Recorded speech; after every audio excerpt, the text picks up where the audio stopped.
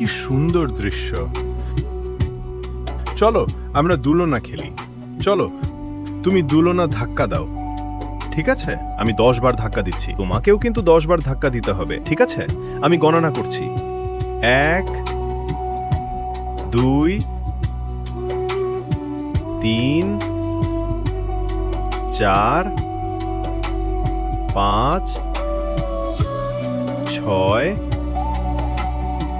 7 8 9 10। এবার আমার পালা। 1 1 2 2 3 3। তুমি এভাবে গণনা করছো কেন? তুমি চিটিং করছো। আমি খেলবো না। আমি তো ইংলিশ মিডিয়ায় পড়ি, তাই 2 ভাবে গণনা করছি। ছেলেরা কি আসলেও চিটিংবাজ?